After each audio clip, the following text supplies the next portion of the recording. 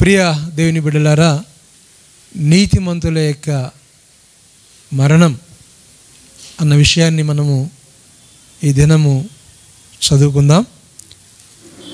ఎందుకనగా నీతిమంతులు భూమి మీద ఉన్న, పరలోకములో ఉన్న దేవునికి మహిమ కలుగుతుంది అని బైబిల్ గ్రంథం సెలవిస్తుంది. అయితే నీతిమంతులను ఎప్పుడు దుర్మార్గులు వెంబడిస్తూ ఉంటారు, అది జరుగుతూనే ఉంటుంది. కానీ నీతి ఎప్పుడు కూడా చచ్చిపోదు, నీతి అది ఎప్పుడు కూడా చిగురిస్తూనే ఉంటుంది. నీతిమంతులు ఒకవేళ భూమి మీద మరణించిన మహిమా కిరీటాలతో వారు దేవుని యొక్క సన్నిధానంలో, పరలోకములో కనిపిస్తారు. కనుక మనం ఈ లోకములో బ్రతుకుతున్నాం అంటే దేవుని కోసం మనం బ్రతకాలి, నీతి కోసం బ్రతకాలి, మనము ఇతరులకు ఆశీర్వాదకరముగా, దీవెనకరముగా ఉండాలి. కాబట్టి పరిశుద్ధులు, మృతి నొందినటువంటి పరిశుద్ధులు ఉన్నారు. వారు దేవుని సన్నిధానములో, పరదేశిలో ఆనందంగా ఉన్నారు. ప్రియులారా,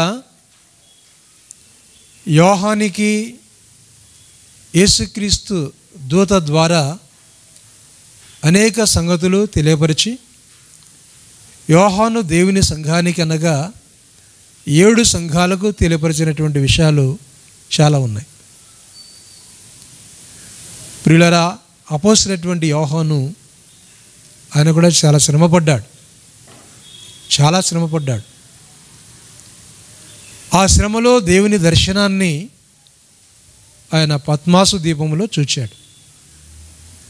చూచి ఈ గ్రంథాన్ని, ప్రకటన గ్రంథాన్ని ఇవ్వటం జరిగింది. ప్రియులారా, ఇందులో నీతిమంతుల గురించి కొన్ని విషయాలు మనము ధ్యానం చేసుకుందాం. ఎందుకనగా దైవజనులు, నీతిమంతులు ఎంతోమంది మరణిస్తున్నారు. దైవజనుల్ని, వారిని టార్గెట్ చేసి వారిని భూమి మీద లేకుండా చేయాలని కొన్ని శక్తులు ప్రయత్నం చేస్తూ ఉన్నాయి. అయితే నా ప్రార్థన ఏంటంటే, భూమి అంతటికీ సుప్రీం దేవుడు ఆయన జోక్యం చేసుకోవాలని నా యొక్క ప్రార్థన. మన ప్రార్థన కూడా అదే ఉండాలి. ఏ సమయంలో ఎప్పుడు జోక్యం చేసుకుంటాడో తెలుసు. నీతిమంతులకు ఎప్పుడు కూడా విజయమే అన్న విషయాన్ని మనం మర్చిపోదు. యోహానుకు తెలియపరుస్తూ ఒక మాట దేవుడు చెప్పాడు. ఏంటి అంటే, ప్రకటన గ్రంథం 6వ అధ్యాయము 6వ వచనం నుంచి 11వ వచనాల వరకు ఉన్నటువంటి భాగాలలో ఆ విషయాలు ఉన్నాయి. 6వ అధ్యాయము 9, 10, 11 వచనాలు చదువుకుందాం. 6వ అధ్యాయం 9, 10, 11 వచనాలు. ఆయన 5వ ముద్రను విప్పినప్పుడు దేవుని వాక్యము నిమిత్తమును, తామిచ్చిన సాక్ష్యము నిమిత్తమును వధింపబడిన వారి ఆత్మలను బలిపీఠము క్రింద చూచితిని. వారు, నాథా, సత్యస్వరూపి, పరిశుద్ధుడా, ఎందాక తీర్పు తీర్చకయు మా రక్తము నిమిత్తము భూనివాసులకు ప్రతిదండన చేయకు ఉందువని బిగ్గరగా కేకలు వేసిరి. తెల్లటి వస్త్రము వారిలో ప్రతివానికి ఇయ్యబడిను. మరియు ఇక్కడ రండి, వారి వలనే చంపబడవు వారి సహా దాసుల యొక్కయు సహోదరుల యొక్కయు లెక్క పూర్తి అయ్యే వరకు ఇంకా కొంచెం కాలము విశ్రమింపవలనని వారితో చెప్పబడిన. దేవునికి స్తోత్రం, హల్లెలూయా. ఇంకా కొంతకాలము విశ్రమింపవలెను. ఎవరనగా భక్తులు. విశ్రాంతి అంటే అర్థం ఏంటంటే, ఇక్కడ నిద్రించటం దేవునిలో. మరణించిన వారు దాన్ని నిద్ర అంటాం కదా, నిద్రించటం. ఈ విషయాన్ని గతంలో నేను హెబ్రీయులకు రాసిన పత్రికలో విశ్రాంతి గురించి మాట్లాడేటప్పుడు, విశ్రాంతి అంటే రెస్ట్ అని, అది పరదేశ అనుభవం అని, పరలోక అనుభవం అని కొన్ని సందర్భాల్లో చెప్పటం జరిగింది. ప్రియులారా, పరిశుద్ధుల యొక్క ఆత్మలు మొరపెడుతున్న బలిపీఠం కింద, అనగా దేవుని బలిపీఠం కింద, ప్రభువా ఎందాక మా శత్రువులకు తీర్పు తీర్చకుండా ఎందాక ఉండు, ఎందాక ఇలా. గతంలో ప్రవీణ్ అన్న గారి గురించి, నీ మూతి పగలగొడతాం, నీ నాలుక కోసేస్తాం, నీ తల పగలగొడతాం అనేటువంటి ఆ వార్తలు, ఆ యొక్క మెసేజ్లు వారికి చాలా వెళ్ళాయి. అలానే జరిగింది. ప్రియులారా, దేవుని వాక్యాన్ని జ్ఞాపకం చేసుకున్నప్పుడు లెక్క పూర్తి అయ్యే వరకు, అంటే ఇంకా లెక్క ఉంది అనగా ప్రభు నిమిత్తం ఏ విధంగా హతసాక్షులు కావాలో ఆ లెక్క పూర్తి కావాలి. అంతవరకు ఎవరు వీరు అనగా దేవుని వాక్యం బోధించిన వారు, సాక్ష్యం చెప్పినవారు. వీరి గురించి రాయబడినటువంటి మాట, అద్భుతమైన మాట ఏంటంటే వధింపబడిన వారు. వధింపబడిన వారు అన్నప్పుడు యేసుక్రీస్తు జ్ఞాపకం వస్తాడు. యేసుక్రీస్తు వధింపబడిన గొర్రెపిల్ల. యేసుక్రీస్తు యొక్క అనుభవాలు, యేసుక్రీస్తు మరణించినటువంటి ఆ మరణం, ఆ మరణముతో పాలి భాగస్థులుగా వీరు హతసాక్షులైపోతూ ఉన్నారు. వీరు భూమి కింద, బలిపీఠం కింద ఉంటూ, అయ్యా ఎందాక తీర్పు తీర్చకుండా ఉన్నావు, ఎంతవరకని అని అంటే, దానికి దేవుడిచ్చేటువంటి జవాబు ఏంటంటే, ఇంకా లెక్క పూర్తి కావాలి, అంతవరకు మీరు అలానే విశ్రాంతి తీసుకుంటూ ఉండండి, విశ్రాంతిలో ఉండండి. అంటే నా సేవ ఇంకా భూమి మీద ఉన్నది, మరికొంతమంది నా కొరకు హతసాక్షులు కావాలి, వారు మరణించాలి, హతసాక్షులు కావాలి. ప్రియులారా, ఇది గొప్ప ధన్యత. కాబట్టి మన జీవితంలో మనము దేవుని సేవ చేయాలి, ప్రార్థన చేయాలి, ప్రభునామాన్ని గణపరచాలి. అందుకే నాకు ఎప్పుడు ఒక మాట అనిపిస్తుంది, ప్రపంచంలో అందరికంటే దేవుని దగ్గరికి వెళ్ళినటువంటి వ్యక్తి ఎవరు అంటే హేబేలు అని నేను ఎప్పుడు అనుకుంటా ఉంటాను. దేవునికి దగ్గరికి వెళ్ళినటువంటి వారిలో ఆదాము ఉండాలి, హవ్వ ఉండాలి, లేకపోతే కయ్యూను ఉండాలి. కానీ దేవుని దగ్గరికి వెళ్ళినటువంటి వారిలో మొదటివాడుగా, పరదేశికి వెళ్ళినటువంటి వారిలో మొదటివాడుగా మనము హేబేలును చూస్తాం. అందుకే హేబేలు గురించి మాట్లాడుతూ, ఆయన జీవితం ఎలా ఉన్నది అంటే, ఆయన మృతి పొంది కూడా ఆయన మాట్లాడుతూ ఉన్నాడు అని బైబిల్ గ్రంథం సెలవిస్తూ ఉంది. దేవునికి స్తోత్రం. హెబ్రీయులకు రాసిన పత్రికలో ఆ విషయాన్ని మనం చూస్తాం. 11వ అధ్యాయంలో దేవుని వాక్యాన్ని, అంటే నీతిమంతునటువంటి హేబేలు గురించి వ్రాయబడినటువంటి విషయాలు. విశ్వాసమును బట్టి హేబేలు కయ్యూను కంటే దేవునికి అర్పించెను. దేవుడు అతని అర్పణ గురించి సాక్ష్యం ఇచ్చినప్పుడు అతడు ఆ విశ్వాసమును బట్టి నీతిమంతుడని సాక్ష్యం పొందెను. అతడు మృతి పొంది విశ్వాసం ద్వారా మాట్లాడుచున్నాడు. దేవునికి స్తోత్రం. ఎందుకు మనము హేబేలు గురించి మనం చెప్పుకుంటూ ఉన్నాం, ఆయన గురించి మాట్లాడుతూ ఉన్నాం? రెండవ మరణంలో కయ్యూను ఉంటాడు, కానీ రెండవ మరణంలో హేబేలు లేడు. రెండవ మరణాన్ని దాటి జీవగ్రంథములో ఈయన పేరు ఉన్నది. హేబేలు యొక్క పేరు జీవగ్రంథంలో ఉన్నది. హేబేలు మనకు అమ్మ నాన్నకు దూరమయ్యాడు, పరలోకమందున్న దేవునికి హేబేలు దగ్గరయ్యాడు. ప్రియులరా, ఇక్కడ వాక్య భాగంలో చూస్తూ ఉన్నాం, అంటే మృతి చెంది కూడా ఆయన మాట్లాడుతూ ఉన్నాడు అని. మృతి చెంది కూడా ఆయన మాట్లాడుతూ ఉన్నాడు. ఎంత గొప్ప మాట! అంటే నీతిమంతులు మరణిస్తే వారి జీవితం ఎలా ఉంటుందంటే, క్రీస్తు కొరకు వధించబడితే వారి జీవితం ఎలా ఉంటుందంటే సువాసనగా ఉంటుంది లోకానికి, ప్రపంచానికి. ఎంతోమంది భక్తులు క్రీస్తు కొరకు హతసాక్షులయ్యారు. మదర్ తెరెస్సా ఆమె ప్రభువులో నిద్రించినది. ఆమె గురించి మనం మాట్లాడుకుంటూ ఉన్నాం. బక్షింగన్న గారు ప్రభువులో నిద్రించారు, ఆయన గురించి మనం మాట్లాడుకుంటున్నాం. ఏసన్న గారు ప్రభువులో నిద్రించారు, ఆయన గురించి మనం మాట్లాడుకుంటూ ఉన్నాం. కొంతమంది దైవజనులు మాట్లాడుతూ పగడాల ప్రవీణన్న గారిని కూడా ఆ హతసాక్షుల గుంపులో చేర్చేశారు.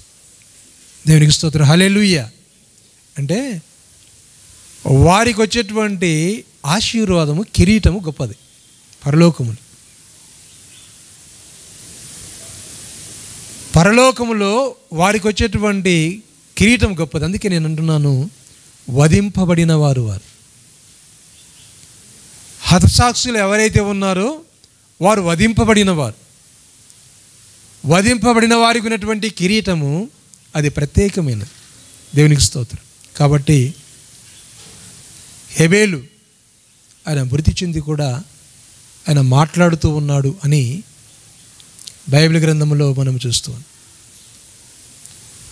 పాత నిబంధన గ్రంథంలో ఎంతోమంది ఉన్నారు, హింసించబడిన వారు, దైవజనులు, నూనెలో వేయబడినటువంటి వారు, రంపములతో కోయబడినటువంటి వారు, చర్మాన్ని అక్కడ పీకి వేసినటువంటి అనుభవాలు ఎన్నో ఉన్నాయి అలాంటి అనుభవాలు. ప్రియులరా, వారు వధింపబడిన వారు, దేవుని కొరకు వారు వధింపబడినవారు. మనలో ఈ జిజ్ఞాస ఉండాలి. ఏమిటి అనగా, నీతి కొరకు జీవించాలి, నీతిని గురించి చెప్పాలి, వాస్తవాన్ని చెప్పాలి. అయితే ఇక్కడ మన వారిలో కొన్ని మిస్టేక్లు జరుగుతూ ఉన్నాయి. ఏంటంటే, ఎప్పుడు కూడా మనం ఎక్కడ చెప్పినా క్రీస్తు గురించి మాత్రమే మనం చెప్పాలి, కానీ ఎవరిని కూడా మనం విమర్శించకూడదు. మనము ఇతరులకు మనం చెప్పేటప్పుడు వేరే వారి గురించి, ఆ మతాల గురించి విమర్శించాల్సిన అక్కర్లే. యేసుక్రీస్తు రక్షణ గురించి మనం చెప్పాలి. నమ్మితే నమ్ముతారు, లేకపోతే లేదు. ఎందుకు ఆ భారాన్ని కలిగి మనం చెబుతున్నామంటే, అయ్యా నరకానికి వెళ్ళిపోతారు అని. పరలోకానికి మార్గం యేసుక్రీస్తు. ఎందుకనగా యేసుక్రీస్తు పరలోకం నుంచి వచ్చాడు, ఆయన గురించి మనం చెప్పాలి. చెప్పడం ద్వారా ఏమొస్తుందంటే, అవకలవాడు నరకములోకి వెళ్ళిపోకుండా రక్షించబడతాడు. ప్రియులారా, గమనించండి. ప్రవీణన్న గారు కూడా చదువుకునే సమయంలో ఒక వ్యక్తిని బాగా కొట్టి పడేసిపోయాడు. ఆ వ్యక్తి ఆయన ప్రభువుని నమ్ముకుని మరలా ఆ గొప్ప పరిచర్య చేయటం అన్నది అద్భుతమైనది. తిరిగి స్పందించలేక కాదు, తిరిగి ప్రతీకారం తీర్చుకోలేక కాదు. అంటే క్రైస్తవులకు ఉన్నటువంటి సహనం, ప్రేమ అన్నది చాలా చాలా గొప్పది. కొన్ని విషయాలు అనుకున్నప్పుడు మనకు బాధ కలుగుతుంది. ఎందుకంటే ఇంత మంచివారిని చంపేశారా అని. ఒక ఆయన ఒక బాబుని దగ్గర తీసుకుని ఆ బాబుని పెంచి ఆ బాబును రాజుగా చేసి ఆ బాబుకు తోడుగా ఉన్నాడు. ఆయనే యెహోయాదా. యావాసు అనేటువంటి ఆ అబ్బాయిని చిన్నతనంలో రాజుగా అభిషేకించి పెద్దవాడు చేశాడు. 130 ఏళ్ళ వయసులో యెహోయాదా చనిపోయాడు. అంటే ఇశ్రాయేలు ప్రజల విషయంలో చాలా శ్రద్ధ తీసుకొని, చాలా జాగ్రత్తలు వహించి, చాలా చక్కగా నడిపించాడు. పరిపాలన వెనకుండి నడిపించాడు. ఆయన యాత్ర దినాలు వచ్చాయి, ఆయన వెళ్ళిపోయాడు. వాళ్ళ కొడుకున్నాడు జకర్యా. అంటే యాజక వంశం అది. వారి కొడుకు పేరు జకర్యా, యాజక వంశం. ప్రియులరా, యావాసు రాజు తప్పు చేస్తున్నాడు. 2వ దినవృత్తాంతములు 24వ అధ్యాయము 22వ వచనం. 2వ దినవృత్తాంతములు 24వ అధ్యాయం 22వ వచనం చదవండి. మైకులో చదివితే చాలా మంచిది. ఈ ప్రకారము రాజైన యోవాసు జకర్యా తల్లి అయిన యెహోయాదా తనకు చేసిన ఉపకారము మరచిన వాడై అతని కుమారుని చంపించెను. అతడు చనిపోవునప్పుడు యెహోవా దీన్ని దృష్టించి దీనిని విచారణలోనికి తెచ్చునుగాక అనెను. దేవునికి స్తోత్రం. తీర్పు ఖచ్చితంగా ఉంటుంది. ఏం చేశాడు? వాళ్ళ నాన్నగారు యెహోయాదా మేలు చేశాడు, ఉపకారం చేశాడు. అయితే వారి కుమారుణ్ణి రాళ్లతో కొట్టి చంపారు. రాజ్యము ఎవరిది? యోవాసుది. ఎంత బాధాకరమో చూడండి. మేలు చేస్తే కీడు చేయడం. ప్రపంచంలో చాలామంది ఉన్నారు. మేలు చేస్తే కీడు చేసేవారు చాలామంది ఉన్నారు. ఖచ్చితం. అంటే పాప జీవితంలో జీవించే వారికి అర్థం కాదు, వారికి తెలియదు. నేను చేసి తప్పు అని వారికి తెలియదు. అంటే ఎలా ఉన్నారంటే పాప జీవితంలో ఉన్నారు, పాపిష్టి కార్యాల్లో ఉన్నారు, పాపంలో ఉన్నారు కనుక వారికి తెలియదు నేను చేసి తప్పు అని. కనుక పాపంలో ఉన్నాడు కనుక జకర్యాను చంపించాడు, రాళ్లతో కొట్టి చంపించాడు. బాధకరం. ప్రియులరా, అలానని నీతి చచ్చిపోలేదు. నీతి ఎప్పుడు చచ్చిపోదు. నీతిమంతులు చిగురాకు వలె ఉంటారు అని బైబిల్ గ్రంథం సెలవిస్తుంది. నీతిమంతులు భూమి మీద చనిపోవచ్చు, కానీ శారీరకంగా చనిపోవచ్చు, కానీ ఆత్మీయంగా వారు చనిపోరు. ప్రభు అన్నాడు కదా, మీ దేహాన్ని చంపేవాడికి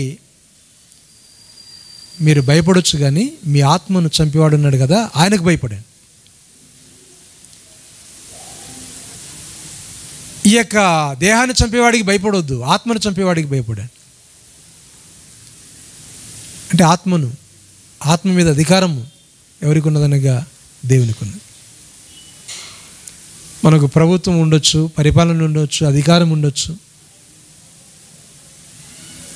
అవన్నీ పోతాయి ఒక దినాన. వాడికి నూకలు చెల్లుతాయి ఒక దినాన. సమయం వస్తుంది, ఎప్పుడు ఒకటే పరిస్థితులు ఉండవు, తారుమారు అవుతాయి. నేను అప్పుడప్పుడు అనుకుంటా ఉంటాను, క్రైస్తవులు ఇలా చేస్తూ ఉన్నారు కదా, క్రైస్తవులు చాలామంది భయపడతా ఉన్నారు కదా, ఒకవేళ ఇప్పుడే యేసుక్రీస్తు వస్తే శత్రువుల పరిస్థితి ఏంటి? నేను హింసించిన వారి పరిస్థితి ఏంటి? ఇంకా ఎవరు నిలవలేరు ప్రపంచంలో, ఎవరితో కాదు. రాబోయేటువంటి కాలంలో వచ్చేది దేవుని యొక్క రాజ్యమే, యేసుప్రభు రాజ్యమే. ఆయనే పరిపాలకుడిగా రాబోతూ ఉన్నాడు. దాని గురించి దానియేలు గ్రంథంలో ముందుగానే చెప్పబడి ఉంది. ఇప్పుడు సంఘముగా ఆయన ఈ రీతిగా ఆత్మీయంగా నడిపిస్తూ ఉన్నాడు, సేవకులను నిర్ణయించి ఉన్నాడు, నడిపిస్తూ ఉన్నాడు. కానీ ఒక దినాన ఆయన పరలోకం నుంచి ఆయన వస్తాడు, రాజుగా వస్తాడు. అందుకే ఆయనకు ఏముంటుందని, రాజులకు రాజు, ప్రభువులకు ప్రభు అని ఆయన వస్త్రం మీదను ఆయన తొడ మీదను వ్రాయబడి ఉన్నది అని. రాజులకు రాజు, ప్రభువులకు ప్రభు. రాజులకు రారాజు, ప్రభువులకు ప్రభు. ధైర్యంగా ఉందాం, నిరీక్షణతో ఉందాం. మనకు ఎలాంటి హింసలు వచ్చినా, ఇబ్బందులు వచ్చినా భయపడవద్దు. కాబట్టి ధైర్యంగా ఉండాలి, ప్రభువుని నమ్మి ఉండాలి, ఆయన మీద ఆధారపడి ఉండాలి, విశ్వాసంతో బతకాలి. మన బతుకు చెడిపోయిన వాడి బతుకు కాదు, మన బ్రతుకు పవిత్రమైన బ్రతుకు, పరిశుద్ధమైన బ్రతుకు, నీతి కలిగిన బ్రతుకు. ఒక ఆయన అంటాడు, ప్రవీణ్ అన్న గారు మందు తాగి యాక్సిడెంట్ అయింది అని అంటాడు. అంటే ఆ మాట్లాడేవాడు ఎట్టాడో ఒకసారి గమనించండి. ఎందుకంటే ఆ చేష్టాలు చేసేవారికి, ఆ క్రియలు చేసేవారికి నీతిమంతుల గురించి అర్థం కాదు. క్రైస్తవత్వం ఉన్నటువంటి పరిపూర్ణత, పరిశుద్ధత, బైబిలు ఎంత క్రమంగా దేవుని బిడ్డ నడిపిస్తుందంటే, కనీసం సినిమాలు కూడా చూడవద్దు, మోహపు చూపు చూడవద్దు, అబద్ధాలు ఆడొద్దు, మోసాలు చేయొద్దు. మరి ఏ గ్రంథంలో ఇలా ఉన్నదో నాకు తెలియదు, కానీ బైబిల్ గ్రంథంలో ఇలా ఉన్నది అని నేను నమ్ముతూ ఉన్నాను. నాకు తెలిసినంత వరకు యేసుప్రభు లాంటి పరిశుద్ధుడు ఇంకా ప్రపంచంలో, ఈ లోకంలో లేరు అని మనం ఎరుగుదాం. ప్రియులారా, జ్ఞాపం చేసుకో. అయితే మన తీర్మానం ఎలా ఉండాలి అంటే చాలా చక్కగా ఉండాలి. ఒకసారి మనం పౌలు గారిని జ్ఞాపం చేసుకుందాం. అపోస్తుల కార్యములు 20:24 ఆయన తీర్మానం ఎలా ఉన్నదో చూడండి. అపోస్తుల కార్యములు 20:24. అయితే దేవుని కృపా సువార్తను గూర్చి సాక్ష్యం ఇచ్చుట యందు నా పరుగును, నేను ప్రభువైన యేసు వలన పొందిన పరిచర్యను తుదముట్టింపవలనని నా ప్రాణమును నాకెంత మాత్రమును ప్రియమైన దానిగా ఎంచుకొనలేదు. దేవునికి స్తోత్రం, హల్లెలూయా. ఎంత మంచి మాట. కృపా సువార్తన గురించి వాక్యము చెప్పేదానికి నా ప్రాణమును నేను ఎంత మాత్రమును ప్రియమైనదిగా ఎంచుకొనలేదు. మనందరం కూడా అదే చెప్పాలి. మనందరం కూడా అదే చెప్పాలి. ఇంకా భయంకరమైన పరిస్థితులు రావచ్చు. ఒక విగ్రహం తీసుకుని వచ్చి దీన్ని ఆరాధన చేయండి అని చెప్పవచ్చు. ఇలా మనల్ని బలవంతం చేయొచ్చు. కానీ మనం షడ్రగ్ను, మెషకును, అబేద్నెగో జ్ఞాపం చేసుకోవాలి. దానియేలు జ్ఞాపం చేసుకోవాలి. షడ్రగ్, మెషక్, అబేద్నెగోను జ్ఞాపం చేసుకోవాలి. వారు సాహస కార్యాలు చేశారు. పౌలు అంటున్నాడు, నా ప్రాణమును నేను ఎంత మాత్రమును ప్రియమైనదిగా ఎంచుకున్నాను. ప్రియులరా, ఆత్మ నడిపింపు అన్నది చాలా అవసరం. ఆనాటి సంఘములో మొట్టమొదటి హతసాక్షి ఎవరండి? స్టెఫన్. మొట్టమొదటి హతసాక్షి స్టెఫన్. యాకోబు కూడా కాదు. యాకోబు 12వ అధ్యాయంలో కనిపిస్తాడు. 12 మంది శిష్యులు కాదు. ఆ తర్వాత 7 మందిని ఏర్పాటు చేసి 7 మందిలో ఒకనటువంటి స్టెఫన్. ఆయనకున్న జ్ఞానం ఏంటి తెలుసా? ప్రియులరా, దేవుని వాక్యానికి మనం వస్తే అపోస్తుల కార్యములో దేవుని వాక్యాన్ని మనం చూస్తాం. 6వ అధ్యాయంలో చాలా విషయాలు ఉన్నాయి.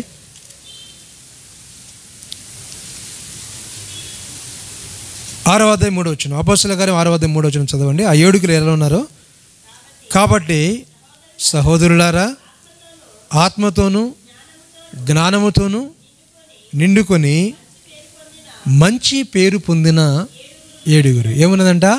ఆత్మతోనూ జ్ఞానముతోనూ మంచి పేరు. 3. నెంబర్ 1, ఆత్మతో నింపబడ్డావా అంటే ఆత్మ నడిపింపు. వారికి శరీర కోరికలు ఉండవు, శరీర ఆశలు ఉండవు, లోక సంబంధమైన దాని గురించి ఆలోచన చేయరు. అంటే దేవుని ఆత్మ కలిగిన వాడు ఆత్మానుసారమైన వాటి మీద మనసు ఉంచుతాడు. కానీ 7 ప్రత్యేకించారు, ఆత్మతోనూ జ్ఞానముతోనూ మంచి పేరు కలిగినటువంటి వాడు. 3వదిగా మంచి పేరు కలిగినటువంటి. ప్రియులరా, అద్భుతమైనటువంటి పరిచర్య ఈయన చేశాడు అని దేవుని యొక్క వాక్యములో మనం చూస్తాం. అందుకే 6వ అధ్యాయం 15వ వచనంలో చూస్తే ఆయన ముఖం ఎలా ఉన్నదో చూడండి. అపోస్తలుల కార్యములు 6వ అధ్యాయం 15వ వచనం, సభలో కూర్చున్న వారందరూ అతని వైపు తేరి చూడగా అతని ముఖము దేవదూత ముఖం వలె వారికి కనబడిన. దేవునికి స్తోత్రం, హల్లెలూయా. ఎలా కనపడదండి? దేవదూత ముఖం వలె. ఎంత అద్భుతం! ఆయన అంటాడు, ఆయన తాగి యాక్సిడెంట్ జరిగింది అంటాడు. ప్రియులారా, అక్కడ చూస్తూ ఉన్నారు, చాలామంది చూస్తూ ఉన్నారు. అంటే దేవదూతలాగా వెలిగిపోతున్నాడు, ప్రకాశిస్తున్నాడు. ఎవరండి? స్టెఫన్. 7వ అధ్యాయంలో ఆయన వాక్యాన్ని మనం అద్భుతంగా చూస్తాం. ఏం చేశారు ఆయన అంటే, రాళ్లతో కొట్టి చంపివేసినటువంటి సందర్భం బైబిల్ గ్రంథంలో మనం చూస్తాం. రాళ్లతో ఎవరిని కొట్టారా? వ్యభిచారులను కొట్టాలి రాళ్లతో. అది ధర్మశాస్త్రం. 7వ అధ్యాయంలో దేవుని వాక్యములు మనం చూసినట్లయితే స్టెఫనును 7వ అధ్యాయం 59 వచనం, 58 చదవండి. 58 నుంచి, పట్టణపు వెలుపలికి అతన్ని వెళ్ళగొట్టి రాళ్ళు రివి చంపిరి. సాక్షులు సౌలు అను ఒక యవనుని పాదముల యొద్ద తమ వస్త్రములు పెట్టిరి.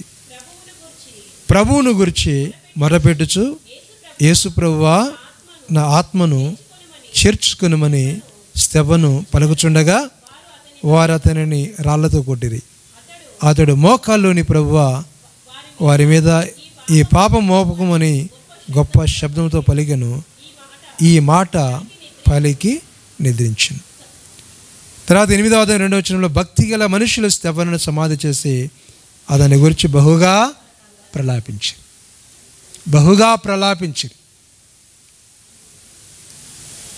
ఆ చంపే విషయంలో ఇంకొక వ్యక్తి ఉన్నాడు. ఎవరండి? సౌలు. ఆయన కూడా సపోర్ట్ ఇచ్చాడు. అందరూ కలిసి రాళ్లతో కొట్టి స్టెఫనును చంపేశాడు.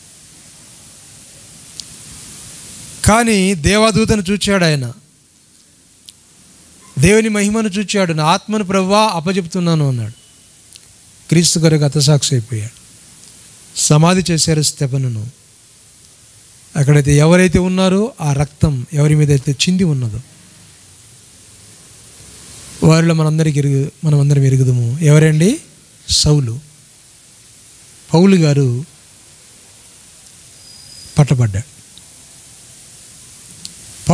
పట్టబడ్డాడు.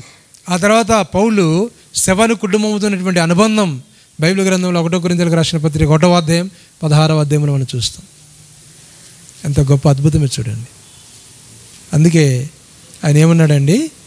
ఆయన నా కృపాసు వార్తని గురించి వాక్యం ప్రకటించుటకు నా ప్రాణమును నేను ఎంత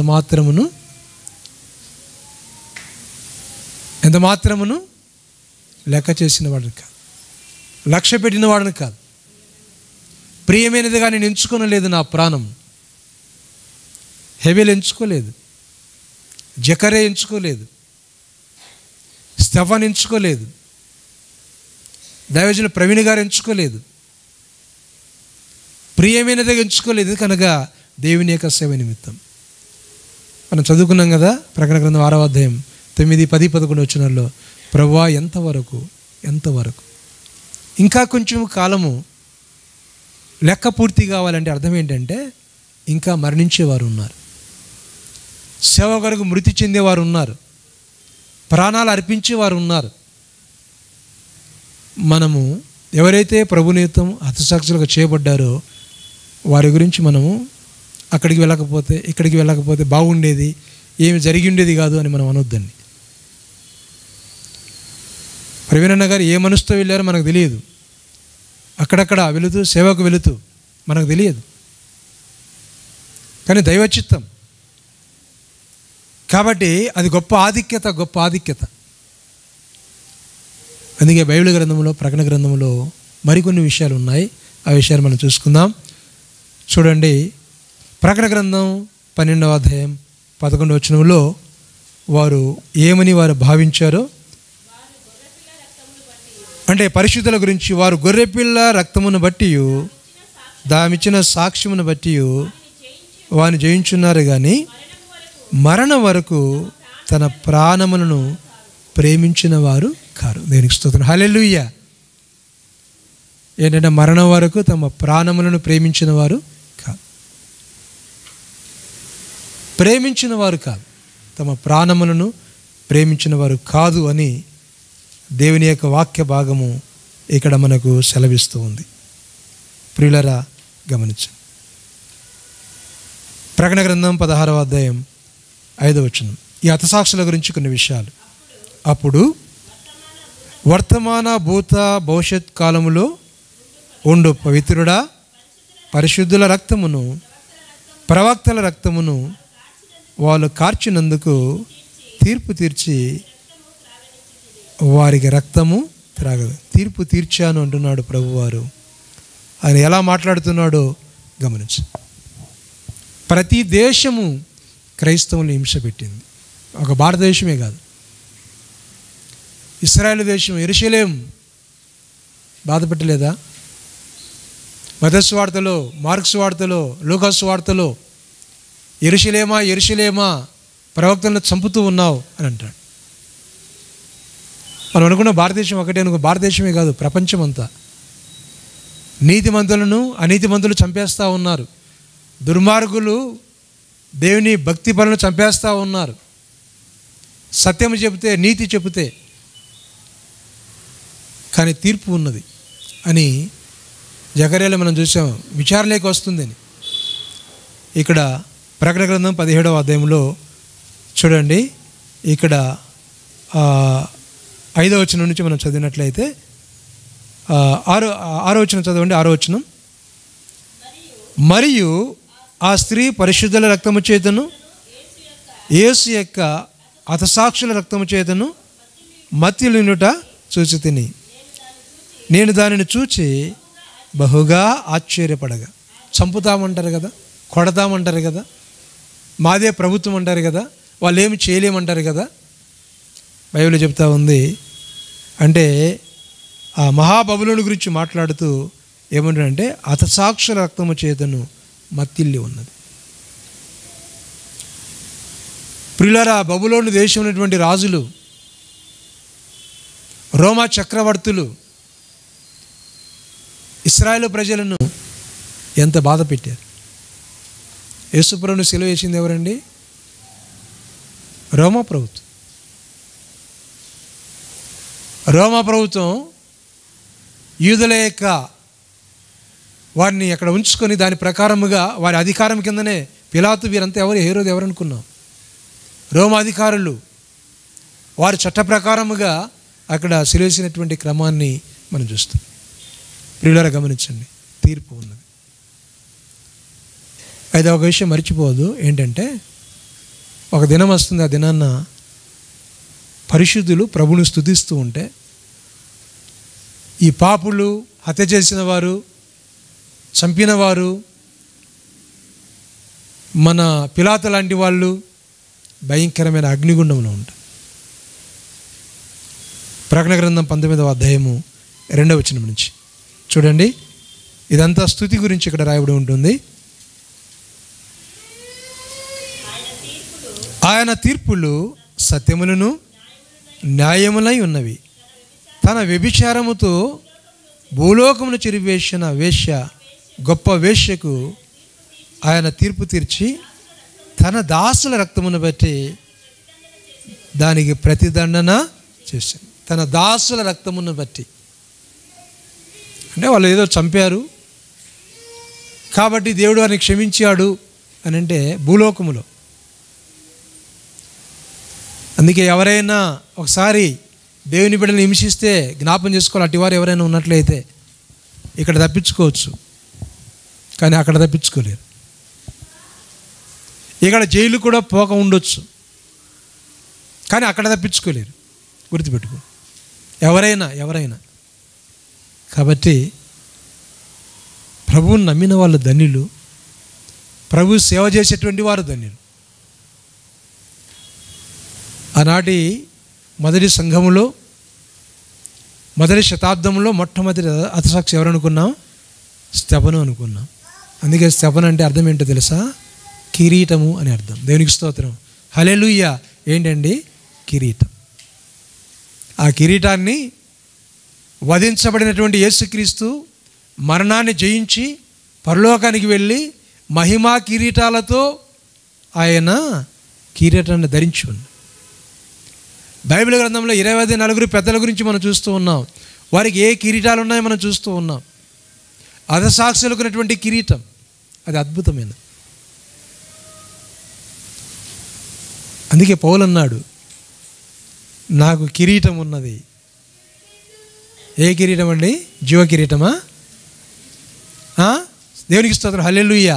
నీతి కిరీటం. మంచి పోరాటము పోరాడి తిని నా పరుగు తుదముట్టించి తిని నా కొరకు నా విశ్వాసమును కాపాడుకుంటుని నా కొరకు నీతి కిరీటం. దేవునికి స్తోత్రం, హల్లెలూయా. ఆయనకు ఒక్కడికే కాదు, అక్కడ రాస్తే ఏమన్నాడంటే ఆ దినమందు ప్రభు అది నాకు మాత్రమే కాక తన ప్రత్యక్షతను అపేక్షించు వారందరికీ, అనగా పగడాల నవీనన్న గారికి కూడా తన ప్రత్యక్షతను. నేను కొన్ని విషయాలు చూస్తే అనాథులను కూడా, పిల్లలను కూడా ఆయన పోషించేవాడండి. సేవకులకు సపోర్ట్ చేసేవాడు, పేదవారికి సపోర్ట్ చేసేవాడు, కానుకలు కూడా తీసుకునేవాడు కాదు. ప్రియులారా, తనే ఆ విధంగా బిజినెస్ నడిపిస్తూ ప్రభు పరిచర్యకు వాడుతూ అద్భుతమైనటువంటి కార్యం. అందుకే బైబిల్లో పౌలు అన్నాడు, కిరీటం అంటే నీతి కిరీటం. కిరీటం అంటే హతసాక్షుల కిరీటం ఉన్న. ఒక మాట చదువుకుని మనం ముగించుకుందాం. అపోస్తల కార్యం 1వ అధ్యాయంలో మనం చూస్తే యేసు ప్రభు వారి యొక్క ఆయన ఏ విధంగా జయించాడో, మరణాన్ని జయించాడో, ఏ విధంగా మహిమా కిరీటాన్ని ఆయన ధరించుకుని ఉన్నాడో దేవుని వాక్యాన్ని చూస్తున్నాం. ఇక్కడ హెబ్రీయులకు రాసిన పత్రిక అనుకుంటా కదా, ఆయన మహిమా కిరీటమును ధరించి ఉన్నాడు. చూడండి, హెబ్రీయులకు రాసిన పత్రిక 2వ అధ్యాయము, హెబ్రీయులకు రాసిన పత్రిక 2వ అధ్యాయము 7వ వచనం చదవండి. 9 నుంచి చదవండి. 9 నుంచి. దేవుని కృప వలన ఆయన ప్రతి మనుష్యుని కొరకు మరణం అనుభవించినట్లు, 2వ అధ్యాయము 9వ వచనం నుంచి. దేవుని కృప వలన ఆయన ప్రతి మనుష్యుని కొరకు మరణం అనుభవించినట్లు దూతల కంటే కొంచెము తక్కువ వాడుగా చేయబడిన యేసు మరణము పొంది నందున మహిమా ప్రభావములతో కిరీటమును ధరించిన వాడిగా ఆయనను చూచుచున్నాము. దేవునికి స్తోత్రం, హల్లెలూయా. ఎలాగా? మహిమా కిరీటమును ధరించిన వాడిగా ఆయనను చూచుచున్నాం. అందుకే ప్రకటన గ్రంథం 6వ అధ్యాయం 9 నుంచి 11 భాగాల్లో, అయ్యా ఎందాక తీర్పు, వధించబడినటువంటి ఆత్మను చూచాము, ఎందాక తీర్పు అంటే ఇంకా కొంతకాలము ఆగు, లెక్క పూర్తి కావాలి అన్నాడు. లెక్క పూర్తి కావాలా? ప్రియులారా, 1,44,000 మంది గురించి మాట్లాడుతూ వారు ఇశ్రాయేలు ప్రజలు మనం అంటున్నాం. అది జ్యేష్ఠ సంఘము, అక్కడ వారు పవిత్రీకరించబడినటువంటి వారు మనం అంటూ ఉన్నాం. దాని గురించి వివరంగా మనం చెప్పలేము. కానీ అయితే ఇలాంటి వారిని జ్ఞాపం చేసుకున్నప్పుడు వీళ్ళ పరిశుద్ధుల యొక్క మరణాలు, నీతిమంతుని యొక్క మరణం ఏంటండి, అది యెహోవా భక్తుల మరణం ఆయన దృష్టికి ఎంతో విలువైనది. మనకు దూరం కావచ్చు భక్తులు, నీతిమంతులు, వారు కొనిపోబడవచ్చు. అయితే ఒక మాట గుర్తుపెట్టుకోండి, క్రీస్తు ఎలా వధించబడ్డాడో ఈ హతసాక్షులు కూడా వధించబడిన వారే. హెబేలు, జకరియా, స్టెఫను, పౌలు, ఇలా చాలామంది ఉన్నారు. ఇంకా చాలామంది ఉన్నారు. శిష్యులు 12 మంది వారిని జ్ఞాపం చేసుకున్నప్పుడు యోహాను తప్ప, అపొస్తలుడైన యోహాను తప్ప ఆయన కూడా శ్రమలు పడ్డాడు. ధైర్యముగా ఉందాం, నీతి కొరకు బ్రతుకుదాం, ప్రభు కొరకు జీవిద్దాం, ప్రభు కొరకు మరణిద్దాం. అలా ఉన్నట్లయితే పరలోకంలో మహిమా కిరీటాలను మనము పొందగలం. ప్రార్థన చేసుకుందాం. ప్రేమ కలిగిన దేవ, పరిశుద్ధుడా, నీ ఘనమైన పరిశుద్ధమైన పాదములకునైనా వందనాలు, స్తోత్రాలు ప్రభు. వధింపబడినటువంటి ఆత్మల గురించి మేము దేవుని వాక్యములో చూచాము. హతసాక్షులు ఎంతోమంది మీ కొరకు హతసాక్షులుగా వధించబడ్డారు, వధించబడుతూ ఉన్నారు. లెక్క పూర్తి కావాలి అని మేము చూస్తూ ఉన్నాం. ఆ లెక్క పూర్తి అయిన తర్వాత తీర్పు ఉన్నది, మీరు వస్తారు. కాబట్టి ప్రభువా, దైవజనులు పగడాల పరివీరన్న గారిని జ్ఞాపం చేసుకున్నాం, వారి కుటుంబానికి జ్ఞాపం చేసుకున్నాం. ఇంకా ఎంతోమంది హతసాక్షులు అవుతూ ఉన్నారు, జ్ఞాపం చేసుకున్నాం. తద్వారా అనేకులు లేచినైనా ఆ శత్రువులకు రక్షణ దయచేసి ప్రభు వారిని ఎరుగటకు సహాయం చేయండి. మేము కూడా మా తీర్మానంలో తడబాటు పడకుండా నా తండ్రి నిన్ను పోలి జీవించుటకు నీ కొరకు వధించబడే కృప చూపించమని దేవానికి స్తోత్రం చెల్లిస్తూ యేసు నామమున ప్రార్థించి వేడుకొనుచున్నాము తండ్రి, ఆమేన్. దేవునికి స్తోత్రం. హల్లెలూయా. స్తుతి పాత్రుడా